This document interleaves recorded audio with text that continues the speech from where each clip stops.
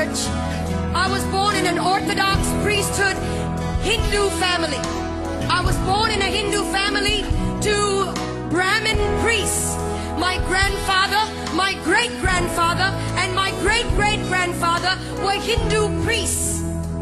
It was unthinkable and offensive for a daughter of a granddaughter of a priest to come away from that system. I was so hungry for God. I was so thirsty for God. When I was born at the age of 6 days old, I was dedicated to Hindu demons in a cave temple. I was left in a cave temple, and from that moment on, my mind, my spirit, and my soul was overtaken by demonic forces that I had no control over. I could not control these forces. They controlled me. Every decision I made, everything I became. I began to learn to worship the names of over 2,000 gods. Over 2,000 gods by memory. It was required of me. It was required of the priesthood. And I, as an obedient daughter of a priest or granddaughter of a priest, I learned the names of 2,000 gods. At the age of 19 or 20, I was so hungry for God, but I did not know His name, where He was, who He is. And so I started a journey of pain and darkness. At the age, in my late teens, in 1920, I became discipled under a witch. And the reason I went into that was not to harm anyone, but to find God. Any which way at all. When you're hungry, you get desperate. And when you're desperate, you will do anything to find God. And so I went after Him. And I didn't find Him in the pages of Hinduism. I didn't find Him in the pages of the priesthood creed. I didn't find Him in the pages of mantras and prayers that I was taught to believe in. I didn't find Him in the rooms of temples.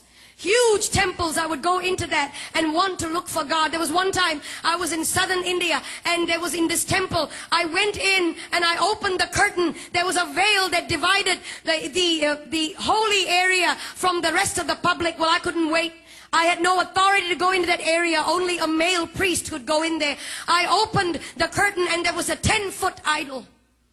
12 arms, 12 faces, myriad number of eyes. He didn't see me. He couldn't hold me. He had eyes and could not see me.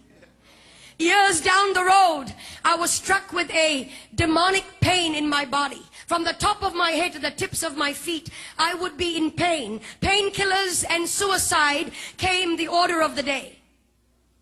I took painkillers every day, more than the required dose, just to knock myself out. And in my mind, it was one thought: if I ended my life, I would end the pain. And so I was sitting at the edge of my bed, possibly on the last day of my life on this planet. Sometimes, when it all looks lonely, you feel that nobody really cares. Hear me, young people. He's watching over you. He's watching over you. And it may not be tangible, but He's over you. And He loves you. And He'll come through for you if you would just focus on Him and let the other stuff go. And I was sitting at the edge of my bed, frustrated, fed up. And I cried out like you have cried out. Jesus! I'd heard of that name when I was growing up. Christmas cards. Christian people that would come to my door and tell me He died for you. And I would resist them and argue with them. Proud and arrogant of the priesthood that I belonged to. Ignorant. And when I cried out, Jesus, the presence of a holy God began to filter through that room. That room was darkened. The lights were switched off. I was sitting on the edge of my bed. I never saw His face, but His voice was as audible as anything that I've ever heard before. I am Jesus. I am God. And He touched my body. No doctor could cure the disease that was in my body. No doctor could heal me. Young man, no doctor could provide the answers. Nothing out there can. And I've been there, done it, and I've tried it. Everything, the darkest road, I've taken it. Gentlemen, and he came to me, he touched my body. In an instant, that disease left my body. In an instant, I was healed. I began to feel his power and his presence course through my body. And then I went into this tiny church, about 50 people, and somebody up in front there looked a bit like this platform, and somebody up on this was talking about going into the water. That if you're baptized, you become a new creature. Well, I didn't understand that either. I was wondering how water can make such a big difference. What's the big deal? We take showers every day. I went up to this preacher man and I said, will you put me in this water? Because everything and anything he wants me to do, I'm ready to do it. He has set me free. He has healed me. Anything and everything. No matter the price. No matter.